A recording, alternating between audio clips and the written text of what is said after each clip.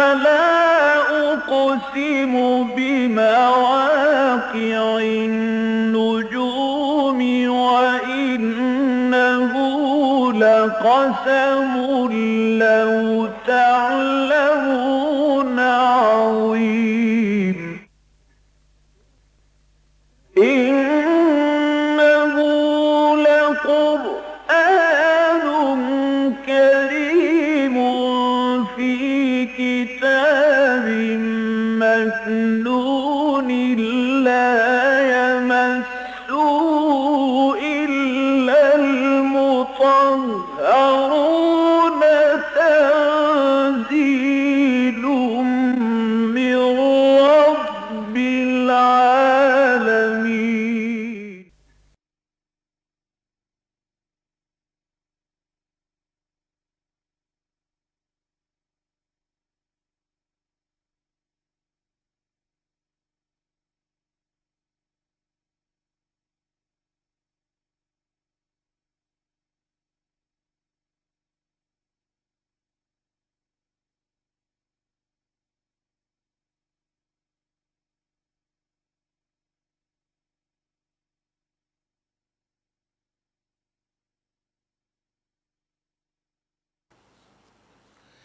اعوذ باللہ من الشیطان الرجیم بسم اللہ الرحمن الرحیم یا ایہا الذین آمنوا لا تأکلوا الربا اضعافا مضاعفہ واتقوا اللہ لعلکم تفلحون واتقوا النار التي اعدت للکافرین واطیعوا اللہ والرسول لعلکم ترحمون وسارعوا الى مغفرة من ربکم وجنة عرضها السماوات والارض اعدت للمتقین صدق اللہ العظیم. رب اشرح لی صدری ویسر لی امری واحلل عقدۃ من لسانی یفقہوا قولی. اللہم ربنا الہمنا رشدنا واعذنا من شرور انفسنا. اللہم ارنا الحق حقا وارزقنا اتباعہ وارنا الباطل باطلا وارزقنا اجتنابہ. اللہم وفقنا لما تحب وترضى وتقبل منا فإنك خیر المتقبلین. آمین یا رب العالمین. یا ایہا الذین آمنوا لا تأکلوا الربا اضعافا مضاعفہ. اے ایمان کے دعوے دارو، اے ایمان والو، مت کھاؤ سود، دگنے پر چوگنا، دونے پر دونا. واتقوا اللہ لعلکم تفلحون، اور اللہ کا تقوی اختیار کرو تاکہ تم فلاح پاؤ. واتقوا النار التی اعدت للکافرین، اور بچو اس آگ سے کہ جس کو تیار کیا گیا ہے کفار کے لیے. واطیعوا اللہ والرسول لعلکم ترحمون، اور اطاعت کرو اللہ کی اور اس کے رسول کی تاکہ تم پر رحم کیا جائے. وسارعوا الی مغفرۃ من ربکم، اور دوڑو اور ایک دوسرے سے آگے نکلنے کی کوشش کرو اپنے رب کی مغفرت کے حصول میں. وجنت، اور اس جنت کو حاصل کرنے میں، عرضها السماوات والارض، جس کی چوڑائی آسمانوں اور زمین جتنی ہے، یا جس کی قیمت آسمانوں اور زمین جتنی ہے. اعدت للمتقین، جو تیار کی گئی ہے ان لوگوں کے لیے کہ جو اللہ سے ڈرنے والے اور اس کے احکام پر عمل کرنے والے ہوں.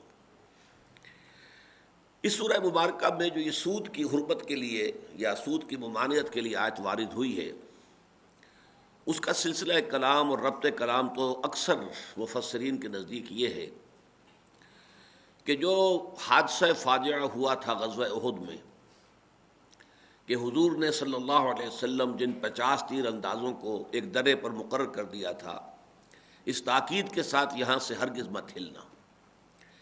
خواہ ہم سب ہلاک ہو جائیں اور تم دیکھو کہ ہمارے گوشت کو پرندے نوچ نوچ کر کھا رہے ہیں، تب بھی تمہیں یہاں سے نہیں ہلنا ہے. لیکن یہ کہ جب اللہ تعالیٰ نے پہلے ہی حلے میں، پہلے ہی وہلے میں اہل ایمان کو فتح دے دی، جیسا کہ آگے ذکر آئے گا چل کر کہ اللہ کا جو وعدہ تھا اللہ نے فوراً پورا کر دیا. اور کفار کے حالانکہ وہ 4 گنا تھے تعداد میں اور بڑا ساز و سامان لے کر آئے تھے، بڑے تنتنے کے ساتھ قدم اکھڑ گئے، وہ بھاگنے لگے. اور ظاہر بات ہے کہ جب کوئی فوج بھاگ رہی ہو تو پھر پیچھے لوگ ان کو گرفتار کرنے کے لیے کہ جتنوں کو گرفتار کر سکے کر لیں، یا یہ کہ پھر جو مال غنیمت ہے اس کو سمیٹنے کے لیے لوگ دوڑے. تو وہاں جو وہ تیر انداز تھے 50، انہوں نے ایک اختلاف کیا. انہوں نے کہا اب ہمیں بھی چلنا چاہیے، اب تو فتح ہو گئی. میرے نزدیک اس میں انہوں نے حضور کے حکم کی تعویل کر لی کہ حضور نے شکست کی صورت میں فرمایا تھا، یہاں تو فتح ہو گئی ہے، یہ میری تعویل ہے، اس لیے کہ میں سمجھتا ہوں کہ وہ مومنین صادقین تھے، منافق نہیں تھے، تو ان سے خطا تو ہو سکتی ہے، مومن صادق سے اجتہادی غلطی ہو سکتی ہے، لیکن صریح طور پر حضور کے کسی حکم کی نافرمانی، اور وہ بھی کسی ایک آدھ سے ہو جائے تو اور بات ہے، ان میں 40 یا 35 کے قریب جو ہے وہ اس نافرمانی کا ارتکاب کر لیں اجتماعی طور پر، وہ بہرحال مجھے جو بھی صحابہ کرام کا مقام و مرتبہ میری نگاہ میں ہے اس کے اعتبار سے وہ بات مناسب معلوم نہیں ہوتی، لیکن یہ کہ یہ ضرور محسوس ہوتا ہے کہ وہ مال کی ایک محبت جو فطری انسان کے اندر ہے، جو اسی سورہ مبارکہ میں آیت پڑھ چکے ہیں، زُيِّنَ لِلنَّاسِ حُبُّ الشَّهَوَاتِ مِنَ النِّسَاءِ وَالْبَنِينَ وَالْقَنَاطِيرِ الْمُقَنطَرَةِ مِنَ الذَّهَبِ وَالْفِضَّةِ وَالْخَيْلِ الْمُسَوَّمَةِ وَالْأَنْعَامِ وَالْحَرْثِ، یہ ساری چیزیں وہ ہیں، بیویوں کی محبت اور اولاد کی محبت، اور پھر یہ کہ مال و اسباب دنیاوی اور سونے اور چاندی کے ڈھیر وغیرہ وغیرہ، کھیتیاں ہوں اور بڑے عمدہ چوپائے ہوں، گھوڑے ہوں جو نشان زدہ ہوں، پیڈیگری والے، تو ان کی محبت انسان کی جبلت کے اندر موجود ہے، اس کی طبیعت کے اندر پلائی ہوئی ہے، تو اس کا کچھ ظہور اس طور سے ہوا کہ ہم جلد از جلد مال غنیمت جمع کر لیں۔ اکثر مورخین سے مجھے اس معاملے میں بھی اختلاف ہے، ان کے نزدیک اس غلطی کا سب سے بڑا سبب یہی تھا کہ لوگوں نے سمجھا کہ ہم مال جمع کر لیں گے تو وہ ہمارے قبضے میں آ جائے گا، حالانکہ میرے نزدیک یہ بات اس لیے قرین قیاس نہیں ہے کہ غزوہ بدر 1 سال پہلے ہو چکا، اس وقت تک تو کچھ معلوم نہیں تھا کہ مال غنیمت کے بارے میں کیا اللہ کا قانون ہے، اور پہلے دنیا میں یہی ہوتا آ رہا تھا، عرب کا رواج یہی تھا کہ جو جس کے ہتھے لگ گیا مال وہ اسی کا ہے، لہذا اس میں تو مسابقت سمجھ میں آتی ہے کہ دوڑو لب کو، مبادا کہ سارا مال غنیمت جو ہے وہ دوسرے لوگ جو ہے اس کے اوپر قابض ہو جائے، ہمارے ہاتھ میں کچھ نہ رہے، لیکن چونکہ غزوہ بدر کے بعد جو ہے مال غنیمت کا حکم تو آ چکا تھا کہ مال غنیمت جتنا بھی ہے کسی نے جمع کیا ہو نہ جمع کیا ہو اس سے کوئی سروکار نہیں، جتنا مال غنیمت ہوگا وہ پول کیا جائے گا، جمع کیا جائے گا، اس کا 5واں حصہ جو ہے وہ اسلامی ریاست کا ہے، اللہ اور اس کے رسول کے لیے ہے، وہ ریاست کے جو بھی فرائض ہیں، غرباء اور مساکین کی کفالت بھی ریاست کے فرائض میں شامل ہے، اور اللہ کے رسول صلی اللہ علیہ وسلم ان کے اہل و عیال کا نفقات جو ہے نفقات وہ بھی ظاہر بات ہے کہ اب ریاست ہی کے ذمے تھے، تو وہ خمس جو ہے وہ تو اس کے لیے، باقی 4 حصے جو ہے وہ برابر برابر تقسیم کیے جائیں گے، خواہ کسی نے بہت سا مال غنیمت جمع کیا اور کسی نے کچھ بھی نہیں کیا، لیکن وہ سب کے سب برابر حصے دار ہوں گے، جو سواری والے ہوں گے انہیں 2 حصہ ملے گا، اور جو پیدل ہوں گے انہیں اکیلا ملے گا، اس لیے کہ سواری جو لے کر آتا تھا، گھوڑا لے کر آیا ہے یا اونٹ لے کر آیا ہے، تو اس کا جو راشن ہے وہ اسی کے اپنے ذمے ہوتا تھا۔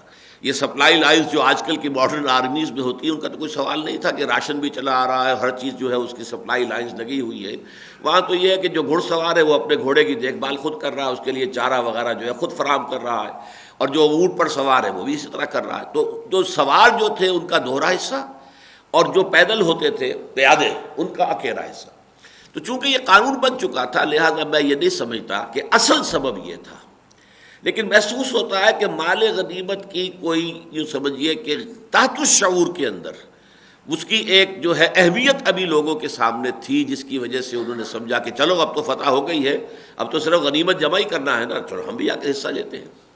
اور یہ بات اپنی جگہ پر معلوم ہے ہمیں کہ وہاں پر جن کو حضور نے کمانڈر مقرر کیا تھا، لوکل کمانڈر، وہ آخری وقت تک ڈٹے رہے کہ یہاں سے ہرگز مت ہلو اور حضور کے حکم کو یاد رکھو، اس کی پابندی کرو۔ تو یہ میں سمجھتا ہوں کہ چاہے انہوں نے حضور کے حکم کی تعویل کر لی ہو، لیکن اپنے لوکل کمانڈر کے حکم کی یقیناً انہوں نے نافرمانی کی، بہرحال اس کی ایک سزا ہے جو بہت بڑی سزا کی شکل میں مسلمانوں کو ملی ہے۔ تو چونکہ کچھ نہ کچھ تحت الشعور میں مال کی محبت کا حصہ میں سمجھتا ہوں کہ امکانی طور پر شامل تھا اس واعدے میں، لہذا یہاں پر اس مال کی محبت کو اب دل سے نکالنے کے لیے جو اصلاحی اقدامات ہیں، مال کی محبت کو دل سے کھرچنے کے لیے سب سے بڑی چیز زکوٰۃ ہے۔ اب یہ کہ زکوٰۃ کے مقادیر کب معین ہوئے، کب وہ اس کا آغاز کیا گیا، وہ ہمیں یقین کے ساتھ معلوم نہیں ہے، آیا اس وقت تک زکوٰۃ کے پورے احکام آ چکے تھے یا نہیں آ چکے تھے۔ ایک یہ ہے انفاق کی، البتہ جو ہے بڑے شد و بد کے ساتھ اللہ کی راہ میں خرچ کرنا، وہ بھی یقیناً مال کی محبت کو کم کرنے والی شے ہے۔ لیکن اس کے ساتھ ہی یہ ہے کہ مال کی محبت کا سب سے بڑا مظہر جو ہے، مظہر اتم، وہ ہے سود کھانا. مال کو کھینچ رہا ہو، پیسہ پیسے کو کھینچ رہا ہو. یہ جو ہے اس کے حوالے سے گویا کہ پہلا ممانعت کا حکم جو ہے وہ اس سورہ مبارکہ میں آ گیا ہے. اور میں اس پہ حیران ہوں کہ ہمارے اکثر مفسرین نے، میں نے دیکھا ہے، خاصی تحقیق کی ہے، تو معلوم ہوا کہ یہاں پر انہوں نے اس نقطے کو سامنے نہیں رکھا کہ یہ ممانعت کا پہلا حکم ہے. اس اعتبار سے ابتدا میں سود در سود کو حرام کیا جا رہا ہے، مطلقاً سود کی حرمت نہیں ہو رہی ہے. یہ سن 3 میں یہ آیت نازل ہو رہی ہے، غزوہ احد کے فوراً بعد. مطلقاً سود کی حرمت کی آیات وہ ہیں جو سورہ بقرہ میں ہم پڑھ چکے ہیں. سورہ بقرہ کا جو 38واں رکن ہے وہ ہے در حقیقت حتمی آخری احکام جو ہے وہ سورہ بقرہ کے اندر ہے. اس کے بعد حتمی جو ہے سود کی حرمت کا جو حکم ہے وہ ثابت ہوا ہے، اور وہ آیات نازل ہوئی ہے حضور کے انتقال سے صرف کوئی 5 مہینے قبل. یہی وجہ ہے کہ حضرت عمر کا ہمیں یہ قول ملتا ہے کہ آیت ربا نازل ہوئی اور ابھی ہمیں اس کی پوری تفاصیل کا صحیح علم نہیں ہو سکا تھا کہ ربا کن کن چیزوں میں انوالوڈ ہے کہ حضور کا انتقال ہو گیا. لیکن اس کا نتیجہ حضرت عمر نے کیا نکالا؟ فدعوا الربا والریبا. تو جو سود جس کو تم سمجھتے ہو کہ ہاں سود ہے، اس کو تو چھوڑنا ہے ہی، لیکن جس میں شائبہ بھی پیدا ہو جائے، سود کا احتمال بھی پیدا ہو جائے، اسے بھی چھوڑ دو. ریب یہ ریبا سے بنا، ریب یعنی شک، جہاں شک بھی ہو جائے تو دعوا الربا والریبا، ربا کو بھی چھوڑ دو، اور جہاں کوئی تھوڑا سا بھی شک ہو جائے کہ یہ ربا کا معاملہ ہو سکتا ہے، اس سے بھی بچو. اس لیے کہ حرمت اس کی شناخت جو ہے وہ تو بہت سخت ہے. اس پر تو اللہ اور اس کے رسول کی طرف سے اعلان جنگ ہے، اس پر خلود فی النار کی وعید آئی ہے سورہ بقرہ کے اندر. لیکن وہ آیت آخری ہے. میں حیران ہوں، کم سے کم یہ کہ میں نے تمام عربی تفاسیر کا تو جو ہے وہ احسان نہیں کیا ہے، لیکن اردو کی جو بھی متداول ترجمے اور تفاسیر اور حواشی ملے ہیں ان کو میں نے دیکھا ہے، تو سب سے یہ غلطی ہوئی ہے کہ انہوں نے یہ کہا ہے کہ یہ اصل میں سود کی مطلقاً حرمت تو اس میں ہے، یہ اضعافاً مضاعفہ صرف اضافی طور پر کہہ دیا گیا ہے. مثلا مولانا شبیر احمد عثمانی، بلکہ شیخ الہند، کیونکہ یہ حصہ وہ ہے ترجمہ اور تفسیر کا جس کے حواشی بھی شیخ الہند مولانا محمود حسن صاحب نے لکھے، 5 پارے. ترجمہ شیخ الہند کا ہے، یہ بھی میرے سامنے بھی وہی ہے، شیخ الہند کا ترجمہ. اور حواشی اکثر یعنی 25 پاروں کے تو شیخ الاسلام مولانا شبیر احمد عثمانی رحمۃ اللہ علیہ کے لکھے ہوئے ہیں، لیکن پہلے 5 پاروں کے خود حضرت شیخ الہند نے لکھ دیے تھے. تو انہوں نے حاشیے میں لکھا ہے کہ یہ ایسے ہی ہے جیسے کہہ دیا جائے کہ مسجد میں گالیاں مت بکو. اب اس کا یہ مطلب نہیں کہ گالی بکنا باہر جو ہے اس میں کوئی حرج نہیں ہے، بلکہ یہ کسی شے کی شناعت اور اس کے اندر جو خرابی ہے اس کو بڑھا چڑھا کر بیان کرنا. مسجد میں گالی دے رہے ہو بھائی، مطلب یہ کہ گالی دینا تو ویسے بھی بری بات ہے، بہت بری بات ہے، لیکن مسجد میں گالی دے رہے ہو. تو یہ گویا کہ اضعافاً مضاعفہ، چڑھتا ہوا سود، دونے پر دونا، دونے پر چوگنا، اس کے جو الفاظ کا اضافہ کیا گیا ہے یہ صرف اس کی اضافی شناعت کو ظاہر کرنے کے لیے، ورنہ مطلقاً جو چیز حرام ہے وہ سود ہے. وہ ہے، بات صحیح ہے، لیکن میرے نزدیک اس آیت سے اس کی حرمت مطلقہ نہیں ہوئی تھی. اس میں یہ جان لینا چاہیے کہ جو قرآن مجید میں جو احکام نازل ہوئے ہیں، خاص طور پر جن میں انسداد ہے کسی چیز کا، کوئی چیز عرب میں چلی آ رہی تھی، ان کی عادت میں شامل تھی، ان کے معاملات کے اندر شامل تھی، ان کے معاشرے میں رچی بسی ہوئی تھی، اب اس کو ختم کرنے کے لیے ایک دم حکم نہیں دیا گیا، بلکہ پہلے اس کے لیے فضا تیار کی گئی، پہلے ذہنوں کے اندر اس کی برائی کو کسی درجے میں آشکارا کیا گیا، پھر اس کا ایک حکم دے دیا گیا جس سے معلوم ہو جائے لوگوں کو کہ واقعی یہ معاملہ جو ہے ہمیں ترک کر دینا چاہیے. لیکن ابھی آخری حکم ترک کرنے کا نہیں دیا گیا، پھر کچھ عرصے کے بعد آخری حکم آ گیا. اس کی بہترین مثال یہ سمجھیے کہ شراب ہے، شراب ان کی گھٹی میں پڑی ہوئی تھی، یعنی عرب کے اس جاہلی معاشرے میں بھی پینے کی اصل شے شراب تھی. جیسے آپ کو ویسٹ میں معلوم ہے کہ آپ جائیں وہاں ریسٹوران میں تو پانی نہیں ملے گا، شراب جتنی چاہے آپ لے لیں، پانی ملنا جو ہے بہت دشوار ہے، اس لیے کہ پینے کی شے تو شراب ہے، پانی تھوڑا ہی ہے. پانی تو دھونے وونے کے کام کے لیے اللہ نے بنایا ہے، باقی پینے کی اصل شے تو شراب ہے. یہی معاملہ عرب کے معاشرے کا تھا. اب ان کی گھٹی میں شراب پڑی ہوئی تھی تو ایک دم حکم آ جاتا حرام ہے، تو ظاہر بات ہے کہ اس پر عمل جو ہے بہت دشوار ہو جاتا. لہذا دیکھیے کس حسن کے ساتھ، خوبصورتی کے ساتھ سورہ بقرہ میں صرف ایک سوال پوز کیا گیا، یسألونک عن الخمر والمیسر، اے نبی یہ لوگ آپ سے شراب اور جوئے کے بارے میں پوچھ رہے ہیں، قل فیہما اسم کبیر ومنافع للناس، کہہ دیجئے ان دونوں چیزوں میں، شراب میں بھی جوئے میں بھی، بہت بڑے گناہ کی بات ہے، البتہ لوگوں کے لیے کچھ نفع بھی ہے، شراب میں بھی کچھ مصلحت ہے، چستی آ جاتی ہے، آدمی چاقو چوبند ہو جاتا ہے تھوڑی پینے سے. اور آج کل ویسٹ میں جو ہے وہ یہ کہتے ہیں کہ ہم تو اس لیے پیتے ہیں، باقی جو شراب پی کر مدہوش ہو جانا وہ تو ڈرنکرز جو کہلاتے ہیں وہ تو ان کے ہاں بھی قابل نفرت سے ہیں. وہ تو ایسے پیتے ہیں جس سے نشاط رہے طبیعت کے اندر، انسان چوکن نہ رہے اور چاقو چوبند رہے، تو اس میں فائدے کا پہلو بھی ہے. لیکن وَإِسْمُهُمَا أَكْبَرُ مِن نَفْعِهِمَا، لیکن ان دونوں کا جو گناہ کا پہلو ہے وہ ان کے نفع کے پہلو سے زیادہ ہے. بس اب یہ گائیڈ لائن ہے، ایک فوڈ فار تھاٹ ہے. ایک سوال کیا گیا یسألونک عن الخمر والمیسر قل فیہما اسم کبیر، ان میں گناہ ہے بہت بڑا، ومنافع للناس، لوگوں کے لیے کچھ منفعتیں بھی ہیں، فائدے بھی ہیں، بھلائیاں بھی ہیں. واسمہما اکبر من نفعہما، لیکن ان کا جو گناہ کا پہلو ہے وہ ان کے نفع کے پہلو سے بہت بڑھ کر ہے. تو گویا کہ ایک لائن تو معین ہو گئی. کچھ لوگوں نے تو صرف اس آیت کے نزول پر ہی شراب ترک کر دی. جب اس کا گناہ کا پہلو زیادہ ہے تو ہمیں چھوڑ دینا چاہیے، اگرچہ ابھی کوئی حکم نہیں آیا، کوئی ممانعت نہیں آئی، کوئی لفظ ایسا نہیں آیا آیت میں کہ جو ممانعت کر رہا ہو، لیکن اسی سے انہوں نے رہنمائی حاصل کر لی. کچھ عرصے کے بعد سورہ نساء کی آیت نازل ہوئی، لا تقربوا الصلاۃ وانتم سکارى. دیکھو جب تم شراب کے نشے میں ہو تو نماز کے قریب نہ جایا کرو، اس لیے کہ جب شراب کے نشے میں آدمی تو پتہ نہیں کیا بول رہا ہے، منہ سے کیا نکل رہا ہے. چنانچہ ایسے واقعات ہوئے ہیں، شراب کے نشے میں کسی نے جماعت کرائی اور الٹا سلٹا قرآن پڑھنا شروع کر دیا. یہ ہوا، واقعات ہوئے. حضرت علی کے ساتھ ایک معاملہ ہوا اس طرح کا، کیونکہ شراب کو حرام تو تھی نہیں اس معاشرے کے اندر. اب یہ کہ شراب کتنی پی ہے کہ جس سے کہ کوئی آدمی کے اوپر جو ہے وہ مدہوشی طاری نہ ہو، اس کو بڑا مشکل ہوتا ہے گیج کرنا. کہیں زیادہ پی گئی، اب اس میں ظاہر بات ہے کہ پھر اس کے اثرات ہوں گے. تو یہ ایک نیکسٹ اسٹیپ آ گیا، نماز کے قریب مت جاؤ جب تم نشے کی حالت میں ہو. اب اسے معلوم ہو گیا یہ تو بری شے ہے جو نماز سے روک رہی ہے. نماز جو ہے وہ تو دین کا ستون ہے، الصلاۃ عماد الدین، یہ تو رکن رکین ہے اسلام کا. اب اس سے روکا جا رہا ہے جب تک کہ تم ہوش میں نہ آ جاؤ اور تم سمجھ سکو کہ تم کیا کہہ رہے ہو، اس وقت تک نماز کا ارادہ نہ کرو. یہ دوسرا حکم آ گیا. پھر آخری حکم سورہ مائدہ میں آ گیا. سورہ مائدہ میں یہ کہ نجس ہیں یہ چیزیں، فہل انتم منتہون، اب چھوڑتے ہو کہ نہیں چھوڑتے.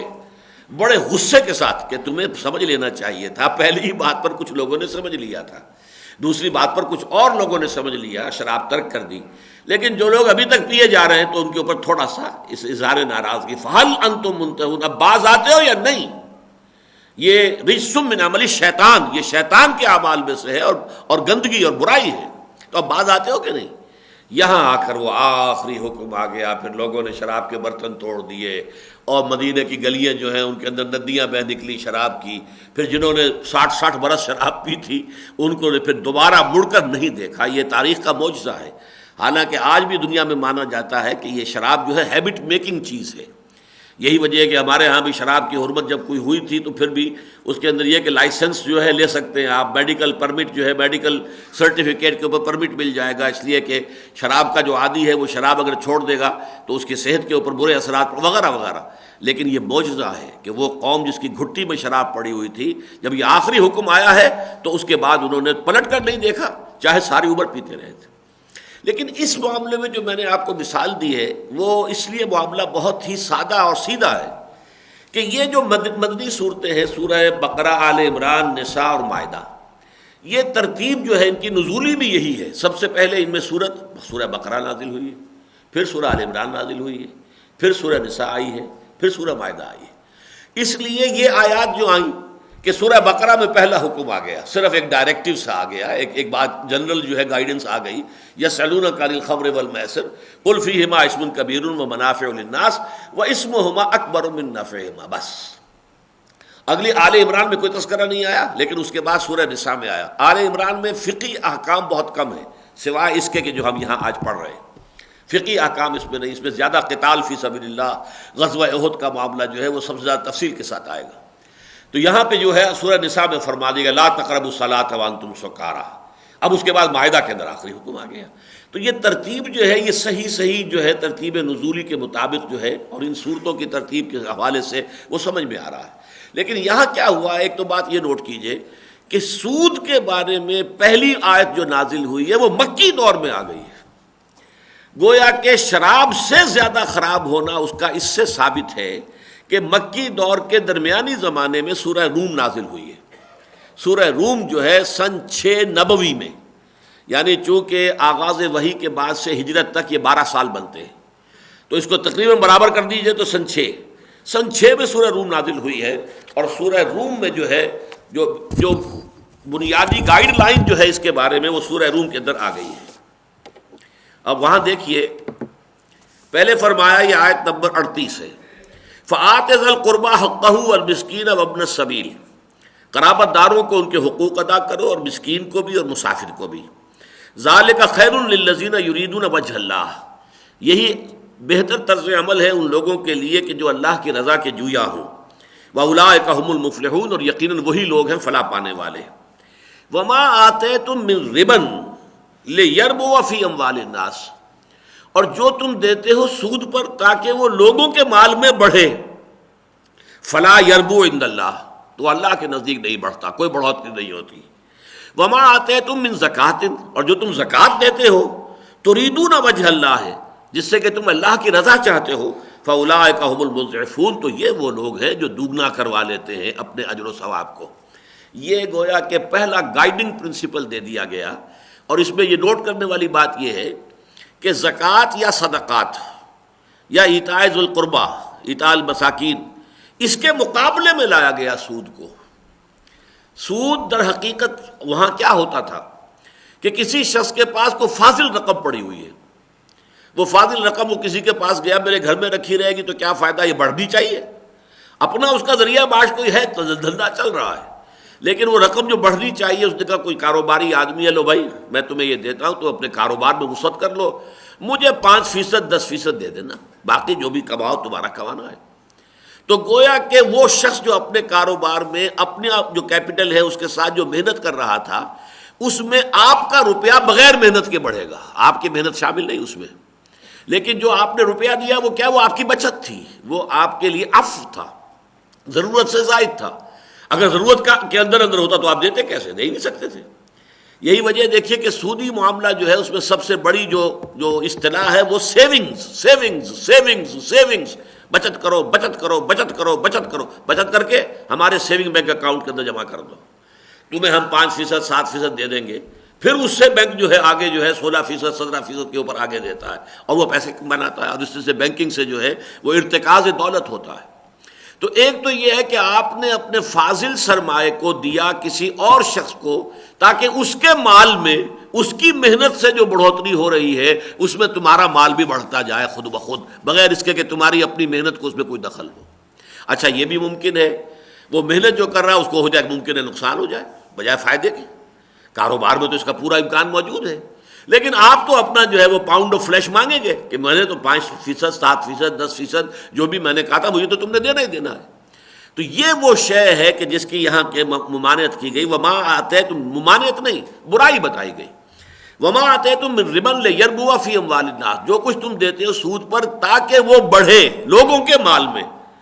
فلا یربو عند اللہ، اللہ کے نزدیک وہ بڑھتا نہیں ہے. وہ کوئی اضافہ ہو بھی جاتا ہے تو ایسے ہی ہے جیسے انسانی جسم پر ورم آ جائے. تو ورم جو ہے وہ جسم کے فربے ہونے کی علامت نہیں ہے، ورم تو بیماری ہے. تو یہ اگر بڑھتا بھی ہے تو وہ بیماری کا بڑھنا ہے، وہ کوئی صحت مند بڑھوتری نہیں ہے. اس کے برعکس اب دیکھیے ہدایت کیا کی جا رہی ہے کہ تمہارے پاس اگر کوئی سرپلس ہے تو اسے اللہ کے لیے دے دو. وما آتیتم من زکوٰۃ تریدون وجہ اللہ، جو تم زکوٰۃ دیتے ہو اپنے تزکیہ نفس کے لیے، اللہ تعالیٰ کی رضا جوئی کے لیے، غرباء کو، مساکین کو. فآت ذی القربیٰ حقہ والمسکین وابن السبیل، یہ جو پہلی آیت ہے میں نے اس لیے پڑھی تھی کہ ان دونوں میں در حقیقت ایک دوسرے کے مقابل میں لایا گیا ہے کہ آپ کے پاس اگر کوئی سرپلس منی ہے تو آپ اس سے آخرت کمائیں، اللہ کا ثواب کمائیں، غریبوں کی مدد کریں، یتیموں کی مدد کریں، کوئی مقروض ہے اس کا قرض اتارے. تو آپ کے پاس سرپلس تھا، آپ نے اسے آخرت کا اجر و ثواب کمانے کا ذریعہ بنا لیا. اور ایک سود خورانہ ذہنیت جو ہے، جو کہ یوں سمجھیے کہ جو زر پرستانہ ذہنیت، وہ اپنے اس بچت کو بھی، سرپلس کو بھی چاہتا ہے اور کمائی کا ذریعہ بنائے. اور کمائی کا ذریعہ ایک تو مزاربت ہو سکتا ہے جو بعد میں اسلام میں حلال کی گئی. وہ تو یہ کہ آپ نے کسی کو پیسے دے دیے، وہ کام کر رہا ہے، اگر نقصان ہو گیا تو سارا تاوان آپ پر ہے، اس پر نہیں ہے. نفع ہو گیا تو کچھ آپ بھی اس میں سے لے لیں. یہ ہے مزاربت. لیکن اس کا یہ میرا اس وقت کا موضوع نہیں ہے کہ اسلام نے مزاربت اور مشارکت اور اجارہ، صرف 3 چیزیں جائز کی ہیں۔ چوتھی چیزیں جتنی ہو رہی ہیں وہ مارکپ ہو اور فلاں ہو اور فلاں ہو، یہ سب کے سب جو ہے سود ہی کے لیبل بدلے گئے ہیں، وہ سود ہی ہے، اس میں در حقیقت اوپر سے صرف اس کے عنوانات تبدیل کیے گئے، نام بدل دیے گئے۔ مضاربت، مشارکت اور اجارہ، بس 3 چیزیں اسلام کے اندر ہیں، مالی معاملات کے اندر، مل جل کر کوئی کام کرنا ہو مالی معاملات کے اندر۔ تو یہاں پہ اصل میں یہ پہلی آیت نازل ہو رہی ہے جس سے اللہ کا اظہار ناپسندیدگی ہو گیا۔ فلا یربو عند اللہ، اللہ اعلان برات کر رہا ہے، وہ کوئی اضافہ اگر تمہارا ہو رہا ہے اس طور سے سود کے ذریعے سے، اللہ کے ہاں وہ اضافہ جو ہے وہ اللہ کو منظور نہیں، اللہ کے ہاں وہ ایکنالج نہیں ہے، ریکگنائز نہیں ہے۔ فلا یربو عند اللہ، ہاں وما آتیتم من زکات تریدون وجہ اللہ فاولئک هم المضعفون، ہاں اگر تم زکوٰۃ میں وہ دیتے ہو تاکہ اللہ کی رضا حاصل کر سکو، تو ایسے لوگ ہیں جو اپنی رقم کو دگنا چوگنا 100 گنا 10 گنا 700 گنا کروا رہے ہیں۔ اس لیے کہ سورہ بقرہ میں ہم پڑھ چکے ہیں کہ جیسے ایک دانہ ہوتا ہے، آپ نے بیج میں زمین میں ڈال دیا بیج کے طور پر، فرض کیجئے مکئی کا دانہ تھا، اس سے وہ مکئی کا پودا نکلا، اس میں سٹے ہیں 7 جو وہ چھلیاں ہیں جنہیں آپ کہتے ہیں چھلیاں، ان میں سے ہر ایک کے اندر 100 دانے ہیں، تو گویا کہ ایک دانے سے 700 دانے بن گئے۔ اسی طریقے سے اللہ تعالیٰ کی راہ میں دی ہوئی رقم جو ہے بڑھتی رہتی ہے، بلکہ واللہ یضاعف لمن یشاء، اس سے بھی آگے اللہ جس کو چاہتا بڑھ کر دیتا ہے۔ ایک کے 700 گنا تو ہے ہی ہے، اس سے بھی زیادہ چاہے تو اللہ کسی اور کو بڑھا کر دے دے۔ تو یہ ہے اضعاف اصل میں۔ تو گویا کہ اب آپ نوٹ کیجئے کہ شراب کے مقابلے میں سود کی حرمت یا ناپسندیدگی، ابھی صرف میں کہہ رہا ہوں، اس کا مکروہ ہونا، اللہ کے نزدیک ناپسندیدہ ہونا، یہ اس شراب کی پہلی بات کے بعد سے بھی 8 سال پہلے یہ آیت نازل ہوئی ہے، مکی دور کے وسط میں۔ وما آتیتم من ربا لیربو فی اموال الناس فلا یربو عند اللہ وما آتیتم من زکات تریدون وجہ اللہ فاولئک هم المضعفون، وہ لوگ ہیں کہ جو اپنی اس دولت کے اندر اضافہ کروا رہے ہیں۔ اب میرے نزدیک دوسرا حکم یہ ہے جو ہم پڑھ رہے ہیں، اصل میں جو گڑبڑ ہوئی ہے لوگوں کے فہم میں وہ یہ ہے کہ سورہ بقرہ کی آیات تو ہوئی ہیں سن 9 میں نازل، رکھ دی گئی ہے سورہ بقرہ میں۔ وہ ایک مسئلہ ہے، اس پر میں نے کافی غور کیا اس مرتبہ، چونکہ اب میں تیاری کر رہا تھا اس درس کی کہ وجہ کیا ہے۔ یعنی جو ترتیب میں نے بیان کی ہے اس کے اعتبار سے وہ آخری حتمی حکم جو ہے سود کی ممانعت کا، وہ سورہ مائدہ میں آنا چاہیے تھا۔ جیسے سورہ مائدہ میں شراب کی آخری حرمت اور آخری اکثر معاملات جو ہیں فقہی احکام جو ہیں ان کی تکمیلی احکام جو ہیں ان کے ضمن میں وہ سورہ مائدہ میں ہے، تو وہ سورہ بقرہ میں کیوں رکھ دیا گیا، اس پر میں بعد میں گفتگو کروں گا۔ فی الحال یہ ہے کہ اس کی وجہ سے غلطی ہوتی ہے کہ وہ تو حرام تو ہو چکا پہلے نہیں ہوا ہے، جب یہ آیتیں نازل ہوئی ہیں ابھی 6 سال بعد وہ آیتیں نازل ہونی ہیں، یہ ترتیب مصحف میں وہ سورہ بقرہ میں رکھ دیا گیا۔ اس پر اجماع ہے کہ وہ آیتیں سن 9 میں نازل ہوئی ہیں، حضور کے انتقال سے چند مہینے پہلے نازل ہوئی، اس پر اجماع ہے۔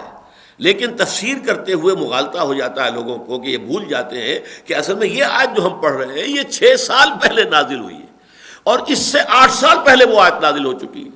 وہ 8 سال پہلے سورہ روم کی جو آیت میں نے آپ کو سنائی ہے 8 سال پہلے نازل ہو چکی ہے۔ وما آتیتم من ربا لیربو فی اموال الناس فلا یربو عند اللہ وما آتیتم من زکات تریدون وجہ اللہ فاولئک هم المضعفون، 8 سال پہلے نازل ہو چکی ہے، سن 6 نبوی میں۔ پھر سن 3 ہجری کے اندر یہ آیت آ رہی ہے، اور اس سے مراد واقعتاً سود در سود ہے، مرکب سود۔ یعنی یہ ہے کہ آپ نے کسی سے کوئی رقم قرض لی یا کوئی سودا قرض پہ خریدا، آپ نے کہا میں 1 سال کے بعد پیسے دے دوں گا، پیسے طے ہو گئے، اب 1 سال کے بعد آپ آئے لاؤ بھی پیسے میرے، آپ نہیں دے سکتے، آپ نے کہا اچھا تو اس کے اندر اتنا اضافہ کر دو سود کا، اور یہ کہ اب اتنی مدت مقرر کرو۔ وہ کہتا 6 مہینے بعد دے دوں گا، وہ 6 مہینے کے بعد آئے پھر بھی نہیں پیسے دے سکتا، وہ کہتا اب میرا اصل زر جو ہے وہ پہلا جو تھا اس کے ساتھ جو سود تھا وہ بھی شامل کرو اور اس پہ اتنے فیصد اور بڑھاؤ۔ تو یہ سود ایک سود مفرد ہوتا ہے کہ جس میں وہ رقم اصل زر وہی برقرار رہتی ہے لیکن وقت کے ساتھ ساتھ صرف سود کا اضافہ ہوتا ہے، اور ایک سود مرکب ہوتا ہے، سود در سود، کمپاؤنڈ انٹرسٹ۔ یہ تو آپ کا معلوم ہے کہ 10ویں جماعت میں 8ویں جماعت سے لے کے جو حساب ہم نے پڑھا تھا اس میں قاعدے تو تھے نا، سود کا تو سارا معاملہ چلتا تھا، سود مفرد اور سود مرکب، کمپاؤنڈ انٹرسٹ، سمپل انٹرسٹ۔ اس میں یہ ہوتا ہے فرض کیجئے کہ 6 مہینے کے وقفہ طے ہے، تو اب اصل رقم جو تھی 1000، اس پر 6 مہینے میں فرض کیجئے کہ 200 کا سود چڑھ گیا، اب 7ویں مہینے سے وہ 1200 روپے اصل شمار ہوں گے، اب اس کے اوپر چڑھے گا سود، پھر 6 مہینے کے بعد پھر وہ جو اور اضافہ ہو جائے گا، ہو سکتا ہے 1500 ہو چکے ہو وہ، اب وہ 1500 اصل در شمار ہوگا اور اس کے اوپر سود چڑھے گا۔ یہ ہے سود مرکب، اور بین ہی جو الفاظ ہیں اس کے وہ اسی کے مفہوم میں ہے. مطلقاً سود ابھی حرام نہیں ہوا، شریعت میں حرام ہے لیکن وہ حرام ہوگا اس آیت کے نزول کے 6 سال بعد، سن 9 ہجری میں، جبکہ وہ آیات نازل ہوئی ہیں کہ جو سورہ بقرہ میں شامل ہیں، اس کے 38ویں رکوع میں. یا ایھا الذین آمنوا لا تاکلوا الربا اضعافا مضاعفا، بڑھتا چڑھتا، یہ ہے سود در سود، مرکب سود، کمپاؤنڈ انٹرسٹ. واتقوا اللہ لعلکم تفلحون، اللہ سے ڈرو تاکہ تم فلاح پاؤ. اب یہاں میں عرض کرتا ہوں کہ میں نے جو غور کیا کہ کیوں وہاں پر آیا ہے، اصل میں قرآن مجید میں انفاق فی سبیل اللہ جو ہے اس کا ضربۂ سنام جو ہے وہ 36 اور 37ویں رکوع ہے سورہ بقرہ کے. 2 رکوع مفصل یاد ہوگا، اب اگر خاصا وقت ہو گیا وہاں سے گزر آئے ہیں. 2 رکوع، اتنی مفصل بحث قرآن مجید میں اور کہیں نہیں. ضربۂ سنام ہے قرآن مجید کا 36واں اور 37واں رکوع. اور چونکہ انفاق فی سبیل اللہ پر وہ ضربۂ سنام ہے تو جو چوٹی کا حکم آیا ہے اس کے مخالف یعنی سود کی حرمت میں اسے وہاں شامل کر دیا گیا. یہ مانوی مناسبت ہے، اس کو جو ہے اس کو زمانوی مناسبت نہیں بلکہ مانوی مناسبت، کہ جو کلائمیکس والا مقام ہے قرآن مجید کا 36واں اور 37واں رکوع سورہ بقرہ کے، جس میں انفاق فی سبیل اللہ پر گفتگو ہوئی ہے، اتنی مفصل گفتگو کہیں پورے قرآن میں نہیں. اسی کے ساتھ جوڑ کر رکھ دیا گیا ہے کہ جو اس کے برعکس کا جو کلائمیکس ہے وہ ہے سود. اس سود کے مطلق حرمت کی جو ہے آیات وہ وہاں نازل ہوئی. البتہ ان کے درمیان میں ایک اور آیت بھی آئی ہے اور وہ سورہ نساء کی ہے. سورہ نساء میں یہود کے کچھ جرائم جو ہیں وہ بیان کیے گئے ہیں. یہ آیت 160، فَبِظُلْمٍ مِّنَ الَّذِينَ هَادُوا حَرَّمْنَا عَلَيْهِمْ طَيِّبَاتٍ أُحِلَّتْ لَهُمْ وَبِصَدِّهِمْ عَنْ سَبِيلِ اللَّهِ كَثِيرًا وَأَخْذِهِمُ الرِّبَا وَقَدْ نُهُوا عَنْهُ وَأَكْلِهِمْ أَمْوَالَ النَّاسِ بِالْبَاطِلِ وَأَعْتَدْنَا لِلْكَافِرِينَ مِنْهُمْ عَذَابًا أَلِيمًا. یہ ان کے جرائم جو کہ بہت تفصیل سے سورہ بقرہ میں 10 رکوعوں میں آئے ہیں، یہود کے یہ جرائم ہیں، یہ جرائم ہیں، یہ جرائم ہیں. تو اسی طریقے سے یہاں پر ان کے جرائم گنوائے گئے ہیں کہ ایک تو یہ کہ انہوں نے اللہ تعالیٰ کے راستوں سے لوگوں کو روکا، پھر انہوں نے سود کھایا حالانکہ اس سے روک دیے گئے تھے. وَأَخْذِهِمُ الرِّبَا، ان کا سود لینا، وَقَدْ نُهُوا عَنْهُ، حالانکہ وہ اس سے روک دیے گئے تھے. گویا کہ ایک اضافی ڈائریکشن مل گئی کہ سابقہ جو شریعت تھی، شریعت موسوی علی صاحب الصلاۃ والسلام، اس میں سود حرام تھا. تو پہلے یہ کہ سود کے اندر جو قباحت ہے وہ مکی صورت میں آ گئی. نمبر 2، سن 3 ہجری میں غزوہ احد کے فوراً بعد سورہ آل عمران نازل ہوئی، اس میں سود در سود حرام کر دیا گیا. لا تاکلوا، یہ حرمت ہے، لیکن یہ حرمت جو ہے یہ ہے ابھی صرف سود در سود کی، مرکب سود کی. اس کے بعد سورہ نساء یہ سن 5 میں نازل ہو رہی ہے. اس میں یہ آ گیا کہ سابقہ جو شریعت تھی، شریعت موسوی علی صاحب الصلاۃ والسلام، اس میں بھی در حقیقت سود جو ہے وہ حرام تھا، ممنوع تھا. لیکن ابھی مسلمانوں کے لیے اس کی حرمت کا حکم نہیں آیا. حرمت کا آخری حکم جو ہے وہ سورہ بقرہ کی آیات میں کہ جو اس کا 38واں رکوع ہے پورا کا پورا اسی پر مشتمل ہے، اس میں آیا.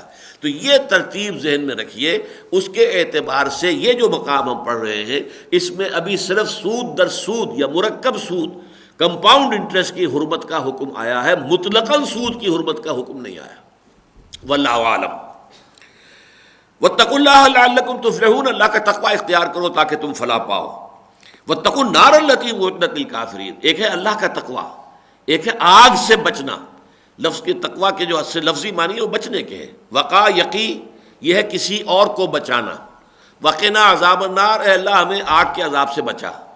قنا، واو تو ویسے اس میں حرف عطف ہے، قنا عذاب النار، یہ وقا سے مخفف ہو گیا ہے، واو گر گیا ہے یہاں پر. وقا یقی، وقایتن، بچنا، کسی کو بچانا. اور ارتقا، جو اتقا بن گیا، یہ باب افتعال ہے. اتقا، بچنا، خود بچنا. اللہ سے بچنا یعنی اللہ کی سزا سے، اللہ کی ناراضگی سے. اور آگ سے بچنا، ان کاموں کو چھوڑ دینا کہ جس کی بنا پر انسان جہنمی ہو سکتا ہے، جہنم میں داخل کیا جا سکتا ہے. واتقوا النار التی اعدت للکافرین، اور بچو اور بچاؤ اپنے آپ کو اس آگ سے جو تیار کی گئی ہے کافروں کے لیے. وَأَطِيعُوا اللَّهَ وَالرَّسُولَ لَعَلَّكُمْ تُرْحَمُونَ، اور اطاعت کرو اللہ کی اور اس کے رسول کی تاکہ تم پر رحم کیا جائے. چونکہ یہ حکم ہے، حکم شرعی ہے، ایک شے کی ممانعت اور حرمت کا حکم آ رہا ہے، لہذا یہاں خاص طور پر اطاعت کرو. تم نے اللہ کو مانا ہے، اب تمہیں اللہ کا حکم ماننا ہے. اللہ کے رسول کو مانا ہے کہ محمد اللہ کے رسول ہے، ان کا حکم تمہیں ماننا ہے. ان کی وساطت سے اللہ کا حکم پہنچ گیا کہ لا تاکلوا الربا اضعافا مضاعفا۔ اس کے بعد فرمایا وسارعوا الی مغفرۃ من ربکم۔ سارعوا جو ہے یہ مسارعت باب مفعلہ ہے۔ سرعت کہتے ہیں تیزی سے چلنا، دوڑنا، باب مفعلہ میں آ جائے گا تو تیزی میں ایک دوسرے سے آگے نکلنے کی کوشش کرنا، یعنی جیسے کہ تم دنیا میں مسابقت میں لگے ہوئے ہو، یہ مسابقہ بھی باب مفعلہ ہے، مسابقہ ایک دوسرے سے آگے بڑھنا۔ دنیا میں مسابقت ہے، اس نے ایسا اچھا مکان بنا لیا میں اس سے بہتر بناؤں گا، اس کے پاس فلاں ماڈل کی کار آ گئی ہے میں اس سے بہتر ماڈل کی لے آؤں گا۔ یہ ساری مسابقت دنیا میں چل رہی ہے، اور ہم اسی مسابقت کے اندر جو ہے اپنا وقت، اپنی توانائیاں، اپنی قوت صرف کر رہے ہیں۔ تو قرآن مجید جو ہے مسابقت کی جو ہے مذمت نہیں کرتا۔ مسابقت تو اصل میں انسان کے اندر ایک عمل کی انگیخت کے لیے مہمیز کا کام دینے والی شے ہے، صرف اس مسابقت کا فیلڈ بدل دیتا ہے۔ تم نیکیوں میں فاستبقوا الخیرات، اے مسلمانوں تم ایک دوسرے سے دوڑ لگاؤ، آگے نکلو نیکیوں میں، بھلائیوں میں۔ تو فاستبقوا الخیرات، خیر میں، بھلائی میں، نیکی میں، آخرت کے جزا اور اجر کی طلب کے اندر تم ایک دوسرے سے آگے نکلو، دوڑو، بھاگو۔ جیسے صحابہ کرام میں مسابقت ہوتی تھی، کون زیادہ بہادری کے جوہر دکھاتا ہے۔ حضور نے جب کہا یہ تلوار میں اس کو دوں گا جو اللہ کو بہت محبوب ہے، اب سب کے دل میں امنگیں تھی، حضرت زبیر، حضرت علی، سب کے کیا یہ تلوار ہمیں دے دی جائے۔ حضرت ابو دجانہ کا یہ قرۂ فال بنا میں نے دیوانہ زدن، حضور نے حضرت ابو دجانہ کو دے دی۔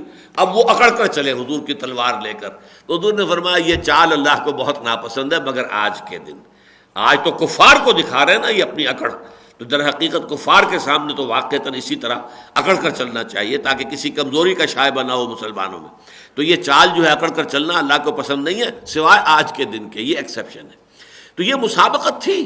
اسی طرح حضرت عمر کے بارے میں آتا ہے، جب غزوہ تبوک کے موقع پر حضور نے لوگوں سے اپیل کی کہ اب یہ جیش الاسرا جسے کہتے ہیں بہت بڑی مہم آ گئی ہے، سلطنت روما سے ٹکراؤ ہے، بڑی سے بڑی جو فوج لے کر جانی ہے، نفیر عام کر دی گئی، ہر صاحب ایمان کا چلنا ضروری ہے الا یہ کہ وہ معذور ہو۔ اب ان کے لیے رسد چاہیے، سامان چاہیے، سامان حرب چاہیے، اس کے لیے پیسے لاؤ، چندے جو بھی دے سکتے ہو دو۔ تو حضرت عمر کہتے ہیں کہ اس زمانے میں میرے پاس پیسہ بہت تھا، کیونکہ یہ لوگ کاروباری تھے۔ کاروباری لوگوں کا ایسا ہوتا ہے کہ کسی وقت تو پیسہ ان کا نکلا ہوا ہوتا ہے، کہیں انویسٹڈ ہے، فوری طور پر اویلیبل نہیں ہوتا، لیکن یہ کہ کسی وقت بھی یہ کہ روپیہ جو ہے، پیسہ جو ہے کسی کے پاس ہوتا ہے۔ تو ان کا میرے پاس اس وقت اتفاقاً بہت پیسہ تھا، تو میں نے سوچا کہ اس موقع پر تو میں ابو بکر سے بازی لے ہی جاؤں گا۔ اب یہ دیکھیے، ابو بکر سے بازی لے جانا بری بات نہیں ہے، کس شے میں؟ انفاق فی سبیل اللہ میں۔ حضرت عمر سوچ رہے ہیں، لیکن ہوا کیا، انہوں نے یہ کیا جتنے پیسے تھے ان کا آدھا آدھا کیا، آدھا گھر رکھ لیا، آدھا لے آئے حضور کی خدمت میں۔ حضور نے پوچھا کہ گھر والوں کے لیے کیا چھوڑ کر آئے ہو؟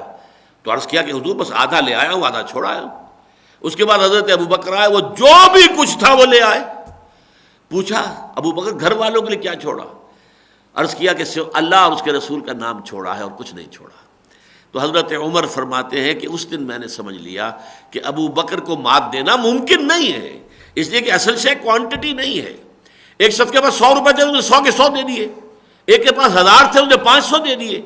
500 100 سے زیادہ ہیں، لیکن جس کے پاس تھا ہی 100 اس نے 100 دے دیا، یہ اس سے زیادہ نہیں ہے، یہ اس سے کہیں آگے ہے، جس کا جو کچھ تھا اس نے پیش کر دیا۔ تو یہ مسابقت بری شے نہیں ہے، لیکن مسابقت خیرات میں ہو۔ اب یہاں بھی دیکھیں سارعو، دوڑو، دوڑ لگاؤ، آپس میں ایک دوسرے سے آگے نکلنے کی کوشش کرو۔ کس چیز کی طرف؟ الی مغفرۃ من ربکم، اپنے رب کی مغفرت کے حصول کے لیے۔ وجنۃ عرضھا السماوات والارض، اور اس جنت کے لیے، اس کے حصول کے لیے اب عرض کے 2 معنی کیے گئے۔ ایک تو ہے چوڑائی، طول اور عرض، جس کی چوڑائی آسمانوں اور زمین جتنی ہے۔ اب یہ ہمارے تصور میں آنے والی شے نہیں ہے کہ اس سے مراد کیا ہے، اسے ہم کہیں گے کہ یہ تو در حقیقت جو ہے آیات متشابہات میں سے ہے، لیکن ایک دوسرے معنی بڑی سمجھ میں آتے ہیں کہ عرض جو ہے وہ قیمت کو بھی کہتے ہیں، کسی شے کی قیمت۔ اس جنت کی قیمت جو ہے، جو کچھ آسمانوں اور زمین میں ہے اس کے برابر ہے۔ تو گویا کہ وہ اتنی بڑی شے ہے، اتنی عظیم دولت ہے، اتنا بڑا انعام ہے جسے بھی اللہ تعالیٰ کی طرف سے عطا ہو جائے کہ گویا کہ آسمانوں اور زمین میں جو کچھ ہے وہ اسے دے دیا گیا۔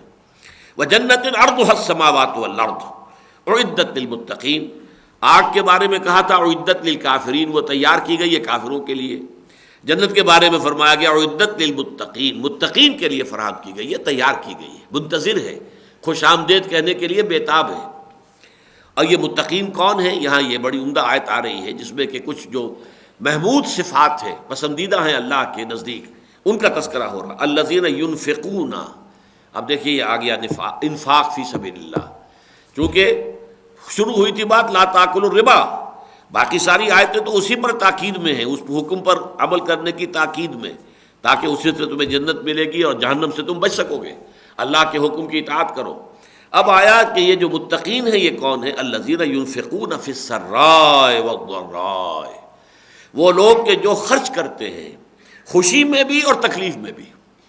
بعض لوگ ایسے ہوتے ہیں تکلیف میں ہوں تو کوئی نہ کوئی صدقہ خیرات دے دو، جب اپنے آرام سے اس وقت کچھ نہیں سوچتی کہ کوئی کسی کی مدد کرنی ہے، لیکن یہاں کہا فی السراء والضراء، خواہ کوئی تکلیف میں ہے تب بھی وہ خرچ کرتا ہے اللہ کی راہ میں، اللہ کی مغفرت کے حصول کے لیے، اور کوئی خوش و خرم ہے، خوشحال ہے، کوئی اسے تکلیف نہیں ہے، کوئی عارضہ نہیں ہے، تب بھی خرچ کرتے ہیں۔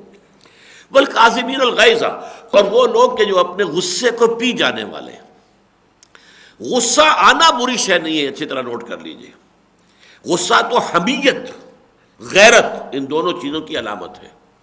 آپ میں اپنی ذاتی حمیت بھی ہونی چاہیے، عزت نفس، اس کا بھی تحفظ کرنا ہے، اس پر حملہ ہو تو غصہ ہونا چاہیے۔ ملی غیرت، اس پر کوئی حملہ کر رہا ہے تو آپ کو غصہ آنا چاہیے۔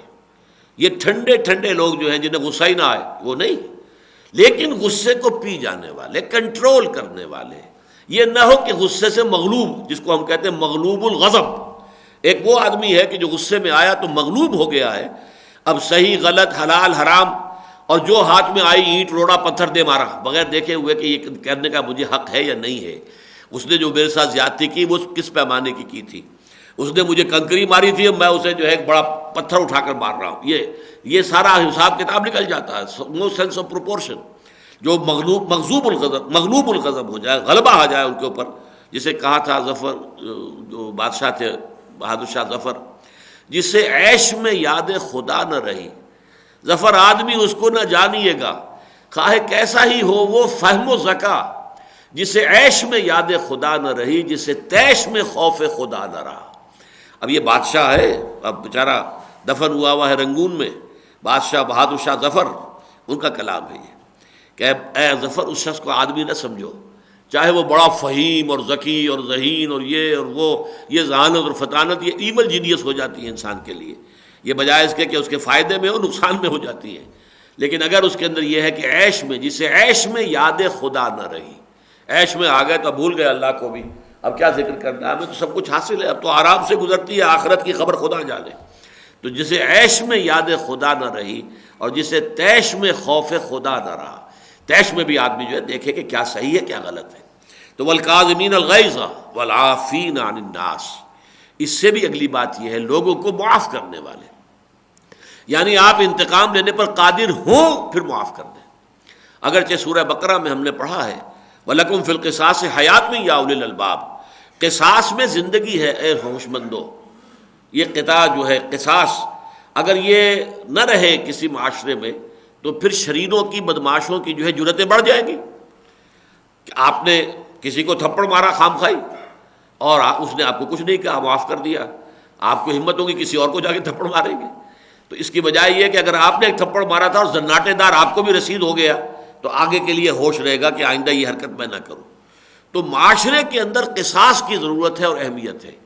البتہ انفرادی سطح پر انسان کی روحانی ترقی اور ترفع جو ہے، بلند ہونا روحانی اعتبار سے، وہ ہے عفو۔ تو اس میں یوں سمجھیے کہ یہ تلوار سے زیادہ تیز اور تلوار کی دھار سے زیادہ باریک اور بال سے باریک راستہ ہے یہ، کہ ایک طرف عفو ہے ایک طرف قصاص ہے۔ یہ دیکھنا پڑے گا ججمنٹ، آیا میں اسے معاف کر دوں تو یہ بہتر ہے؟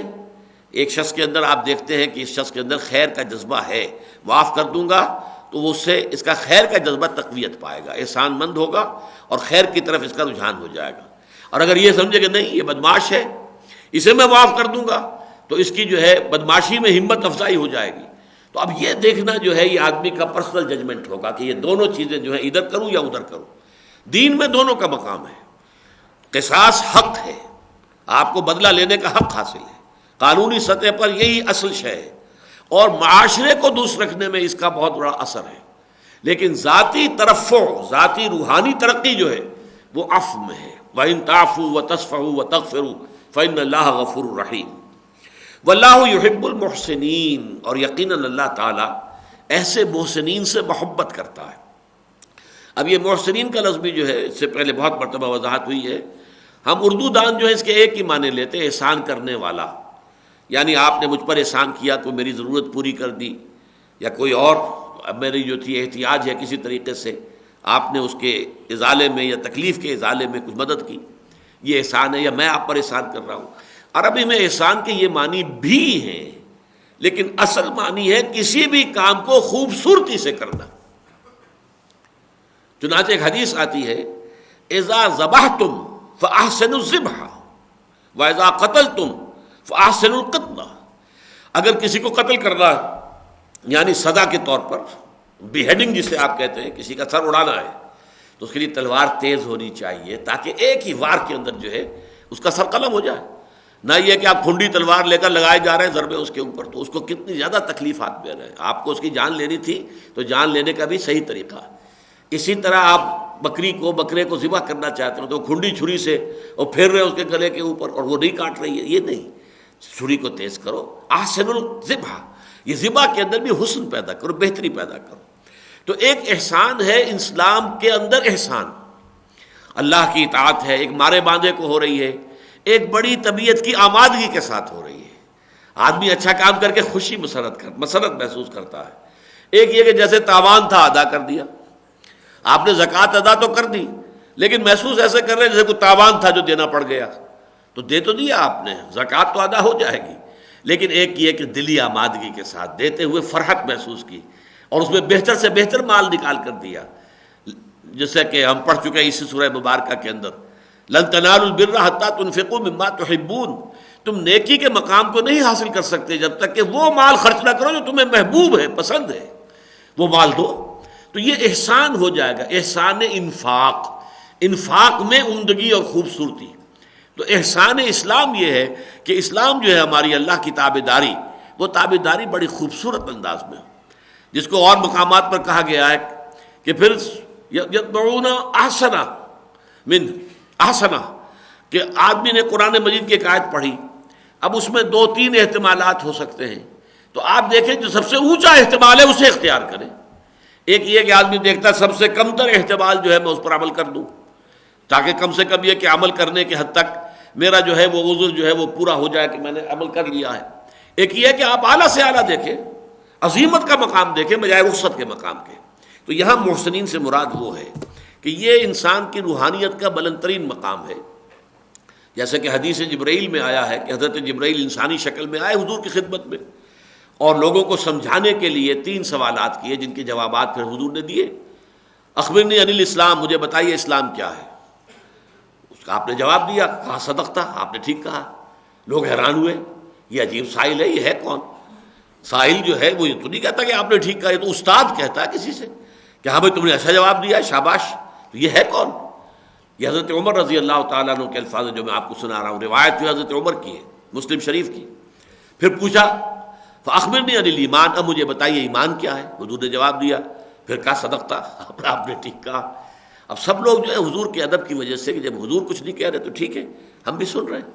تیسرا سوال فاخبرنی عن الاحسان، اب مجھے بتائیے احسان کیا ہے. آپ نے اس کا جواب دیا ان تعبد اللہ کانک تراہ فإن لم تکن تراہ فإنہ یراک. اور ایک روایت میں آیا ہے ان تعمل للہ کانک تراہ فإن لم تکن تراہ فإنہ یراک. ایک میں آیا ہے ان تخشى اللہ کانک تراہ فإن لم تکن تراہ فإنہ یراک. تم اللہ کی بندگی کرو، اللہ کے لیے بھاگ دوڑ اور محنت کرو، اللہ کا خوف رکھو جیسے کہ گویا کہ تم اللہ کو دیکھ رہے ہو. اب آپ سوچئے، کبھی یہ حقیقت منتظر نظر آ لباس مجاز میں کہ ہزاروں سجدے تڑپ رہے ہیں میری جبین نیاز میں. اگر کہیں موقع ایسا ہو کہ اللہ ہماری نگاہوں کے سامنے آ جائے اور ہم سجدہ کریں تو کیسا سجدہ ہوگا؟ وہ کیا کیفیت اس سجدے کی ہوگی؟ اس طرح کا سجدہ کرو کہ جیسے کہ تم اللہ کو دیکھ رہے ہو، اور اگر یہ نہیں تو کم سے کم یہ ضرور مستحضر رہے کہ اللہ تمہیں دیکھ رہا ہے. You are in his eyes at least. اول تو یہ کہ اس حد تک بھی بات پہنچ جائے، اتنا یقین ہو جیسا کہ آنکھ سے دیکھی ہوئی کسی چیز کا یقین ہوتا ہے. کانک تراہ، گویا کہ تم اسے دیکھ رہے ہو. اور یہ معاملہ بہت سے صحابہ کو اللہ تعالیٰ نے یہ کیفیت عطا کی تھی. ایک صحابی سے حضور نے فجر کی نماز کے بعد سوال کیا، کیف اصبحت؟ یہ آپ کا معمول تھا، فجر کی نماز کے بعد بیٹھتے تھے، کچھ پوچھا، مزاج پوچھ لیا، کسی نے کوئی خواب دیکھا ہے بھائی تو بتائے، وغیرہ وغیرہ. کیف اصبحت، آج صبح کیسی ہوئی ہے؟ انہوں نے کہا اصبحت مومنا حقا یا رسول اللہ. انہوں نے کہا کہ اے اللہ کے رسول، میں نے ایک بڑے سچے مخلص پکے مسلمان مومن کی صبح کی ہے. اب حضور اس جواب غیر معمولی تھا، تو آپ نے سوال کیا لکل شیء صفۃ فما صفۃ ایمانک. اچھا تم اتنے اعتماد کے ساتھ کہہ رہے ہو سچے پکے حقیقی مومن کی صبح مجھے نصیب ہوئی ہے، تو ہر شے کا کوئی وصف ہوتا ہے جس سے اس کو پہچانا جاتا ہے. تمہارے اس ایمان کا وصف کیا ہے؟ تم نے کیسے پہچانا ہے؟ تو انہوں نے عرض کیا کانی انظر الی النار وکانی انظر الی الجنہ. حضور میرا عالم یہ ہے کہ گویا کہ میں اپنی آنکھوں سے جنت کو دیکھ رہا ہوں، اور یہ عالم ہے کہ گویا کہ میں اپنی آنکھوں سے جہنم کو دیکھ رہا ہوں. تو آپ نے فرمایا ٹھیک ہے، تم نے صحیح کہا. تو یہ کاننی وہی کاننا کا لفظ ہے وہاں پہ، ان تعبد اللہ، ان تخشى اللہ، ان تعمل اللہ کانک تراہ فإن لم تکن تراہ فإنہ یراک. ایسی کیفیت ہو جائے جیسے کہ گویا کہ وہ حقیقت منتظر نظر آ، لباس مجاز میں وہ کیفیت ہو گئی ہے. تو سامنے ہو میں سجدہ کروں، پھر لطف سجدہ کرنے کا، یہ جو انداز ہے. لیکن ظاہر بات ہے کہ وہ تو دنیا میں تو نصیب نہیں ہوگا، قیامت میں ضرور ہوگا. یوم یکشف عن ساق ویدعون الی السجود. کوئی خاص تجلی اللہ تعالیٰ کی ہوگی جسے کہا گیا ہے کہ اللہ تعالیٰ اپنی پنڈلی کھول دیں گے. واللہ عالم کیا مفہوم اس کا ہے. یوم یکشف عن ساق ویدعون الی السجود، اور پھر سجدے کی دعوت دی جائے گی، کرو سجدہ اللہ کو. تو اہل ایمان جس کیفیت سے، جس طرح سرشار ہو کر وہ جو سجدہ کریں گے اس کا آپ اندازہ کر سکتے ہیں. تو فرمایا الذین ينفقون فی السراء والضراء والکاظمین الغیظ والعافین عن الناس واللہ یحب المحسنین والذین اذا فعلوا فاحشۃ او ظلموا انفسهم ذکروا اللہ. لیکن یہ بھی ہے کہ انسان جب تک انسان ہے فرشتہ نہیں بن جائے گا. کبھی کوئی خطا اس سے ہو سکتی ہے، کبھی جذبات کی رو میں بہہ کر کوئی غلط حرکت کر بیٹھا، غلط صحبت میں تھا، اس وقت کے کچھ اثرات اس مجلس کے ایسے ہوئے کہ اس کا بھی احتیاط کا دامن جو ہے کوئی تھوڑی دیر کے لیے اس کے ہاتھ سے جو ہے وہ جاتا رہا، یا کبھی جو ہے اندر سے نفس کے اندر سے کوئی ایسا طوفان اٹھا زوردار کہ اس کے آگے بند نہیں باندھ سکا، کوئی غلط حرکت کر بیٹھا. تو فرمایا والذین اذا فعلوا فاحشۃ، وہ لوگ کہ جو اگر کسی وقت کسی فحش چیز کا، کھلے گناہ کا ارتکاب کر بیٹھے، او ظلموا انفسہم، یا اپنے اوپر کوئی اور زیادتی کرے. ظاہر بات ہے ہر گناہ جو ہے وہ اپنے اوپر زیادتی ہے، اللہ کا کیا نقصان ہے؟ اللہ کے حکم کو آپ نے توڑا، اپنی عاقبت برباد کی، اپنے اوپر ظلم کیا ہے. او ظلموا انفسہم، یا جب اپنے آپ پر ظلم کرتے ہیں ذکر اللہ، فوراً وہ اللہ کو یاد کرتے ہیں. انہیں احساس ہوتا ہے یہ میں کیا کر بیٹھا، یہ مجھ سے غفلت میں کیا چیز صادر ہو گئی، یہ کیا حرکت ہے جو مجھ سے صادر ہو گئی ہے. ذکر اللہ واستغفروا لذنوبہم، اور پھر وہ استغفار کرتے ہیں، معافی چاہتے ہیں اپنے گناہوں کی، خطاؤں کی. ومن یغفر الذنوب الا اللہ، اور کون ہے جو معاف کر سکے گناہوں کو سوائے اللہ کے؟ کسی کے ہاتھ میں اختیار نہیں ہے. گناہوں کی معافی کا اختیار صرف اللہ کا. شفاعت ہوگی، لیکن جس کو اجازت ہوگی شفاعت کرنے کی، اور جس کے لیے اجازت ہوگی شفاعت کرنے کی. اللہ کی طرف سے دو طرح کی اجازتیں ہوں گی تو شفاعت ہوگی، اور کوئی شفاعت جو ہے وہ حق کو باطل نہیں کر سکے گی. یہ نہیں ہے کہ حق کو باطل یا باطل کو حق کر دے، معاذ اللہ ثم معاذ اللہ. تو کون ہے معاف فرمانے والا گناہوں کے سوائے اللہ کے؟ وَلَمْ يُصِرُّوا عَلَى مَا فَعَلُوا وَهُمْ يَعْلَمُونَ. اور وہ لوگ جو ہیں جو نیکوکار، جن کی یہ سب صفات بیان کی جا رہی ہیں، وہ جو بھی کچھ غلط حرکت کر بیٹھتے ہیں اس پر اصرار نہیں کرتے، اس پر ڈیرا جال کر نہیں بیٹھ جاتے، وہ اپنی شخصیت کا مستقل جز نہیں بنا لیتے. یہ ہے لم یصروا، اصرار صاد سے، میرا نام سین سے ہے، وہ تو کسی راز کو فاش کر دینا یا کسی شے کو راز کی حیثیت سے رکھنا، یہ دونوں الفاظ اس کے معنی ہیں سین والے اصرار کے. صاد والا اصرار ہے اصرار کرنا، ضد کرنا، کسی چیز پر جم جانا، اڑ جانا. لم یصروا علی ما فعلوا، جو غلطی ان سے ہو گئی، جو خطا ہو گئی، فوراً انہیں اللہ یاد آیا، فوراً انہوں نے اللہ تعالیٰ سے استغفار کیا. اور اس کے لیے سورہ نساء میں آگے چل کر آیت آئی ہے جس میں کہ فرمایا گیا کہ اللہ تعالیٰ کے ذمے ہے اپنے ایسے بندوں کی توبہ کو قبول کرنا، اللہ کے ذمے ہے. انما التوبۃ علی اللہ للذین یعملون السوء بجہالۃ ثم یتوبون من قریب، اللہ نے اپنے ذمے قرار دیا ہے کہ میں اپنے ایسے بندے کی توبہ جو گناہ کر کے فوراً تو جو ہے اس کو یاد آ جاتا ہے اور وہ جو ہوش میں آ کر اور فوری طور پر توبہ کرتا ہے، تو اس کی توبہ تو اللہ تعالیٰ لازماً قبول کر لیں گے۔ تو یہاں بھی وہی ہے، لم یصروا علی ما فعلوا، وہ اصرار نہیں کرتے، جم نہیں جاتے، ضد نہیں کرتے، ڈیرا نہیں لگاتے۔ اگر ڈیرا لگا لیا جائے تو وہ تو ایک گناہ بھی انسان کو جہنم، ابدی جہنم کا بنا سکتا ہے۔ بلا من کسب سیئۃ واحاطت بہ خطیئتہ فاولئک اصحاب النار هم فیہا خالدون، جنہوں نے جان بوجھ کر ایک بڑا گناہ کمایا اور پھر اس کی شناعت، اس کی خباثت نے اس کو اپنے گھیرے میں لے لیا، سود کو جائز کیا ہوا، باقی نمازیں ہیں، تہجدیں ہیں، لیکن سود چل رہا ہے اور مسلسل ڈیرا ڈال کر بیٹھا ہوا آدمی اس کے اوپر، تو مجرد یہ ایک گناہ، باقی تو چاہے وہ تہجد گزار ہو لیکن وہ اسے جہنمی بنا دے گا، اور جہنمی بھی خلود والا جہنم۔ بلا من کسب سیئۃ، ایک برائی، ایک بڑی برائی جان بوجھ کر کرنا، ایک ہے غفلت میں ہو جانا، ایک ہے جان بوجھ کر کرنا، کسی شے کو اپنے لیے حلال ٹھہرا لینا، جس کے لیے حضور نے فرمایا ما آمن بالقرآن من استحل محارمہ، جس شخص نے قرآن کی حرام کردہ کسی شے کو اپنے لیے حلال ٹھہرا لیا، اس کا قرآن پر کوئی ایمان نہیں۔ ولم یصروا علی ما فعلوا وهم یعلمون، جانتے بوجھتے ایسا نہیں کرتے، خطا ہوتی ہے، غلطی ہوتی ہے۔ اولئک جزاؤہم مغفرۃ من ربہم، یہ ہیں وہ لوگ کہ جن کا بدلہ ہے مغفرت ان کے رب کی طرف سے، اللہ معاف کرے گا، ان کی خطاؤں کو ان کے نامہ اعمال سے دھو دے گا، ان کے دامن کردار کے دھبے صاف کر دے گا۔ وجنات تجری من تحتہا الانہار، اور ان باغات ہوں گے جن کے دامن میں ندیاں بہتی ہوں گی، خالدین فیہا، جس میں وہ ہمیشہ ہمیش رہیں گے۔ ونعم اجر العاملین، اور یقیناً عمل کرنے والوں کا اجر بہت اعلیٰ ہے، کیا ہی عمدہ ہے، کیا خوب جو اجر و ثواب ہے عمل کرنے والوں کا۔ قد خلت من قبلکم سنن، دیکھو مسلمانوں تم سے پہلے بھی بہت سی مثالیں گزر چکی ہیں، تم پہلی امت نہیں ہو، تم سے پہلے، اور حضور محمد صلی اللہ علیہ وسلم اللہ کے پہلے رسول نہیں ہیں۔ قد خلت من قبلہ الرسل، ان سے پہلے بہت سے رسول گزر چکے ہیں، بہت سی قوموں کا جو حشر ہوا ہے وہ تمہیں سنایا جا چکا ہے، تمہیں معلوم ہے۔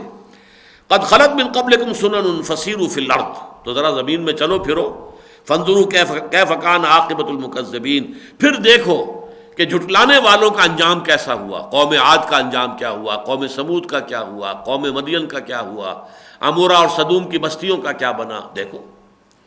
ھذا بیان للناس وہدی وموعظۃ للمتقین، یہ لوگوں کے لیے وضاحتیں ہیں تاکہ ان پر ان کی ہدایت پورے طور سے منکشف ہو جائے، بیان، تبیین، واضح کر دینا، یہ وضاحت ہے لوگوں کے لیے، وہدن، اور ہدایت ہے، رہنمائی ہے، وموعظۃ للمتقین، اور نصیحت ہے، موعظہ ہے، واعظ ہے ان لوگوں کے لیے جن کے دلوں میں تقوی موجود ہے۔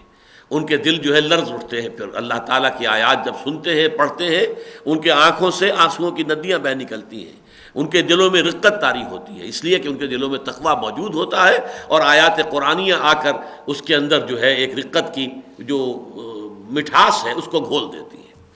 بارک اللہ لی و لکم فی القرآن العظیم ونفعنی وإیاکم بالآیات والذکر الحکیم۔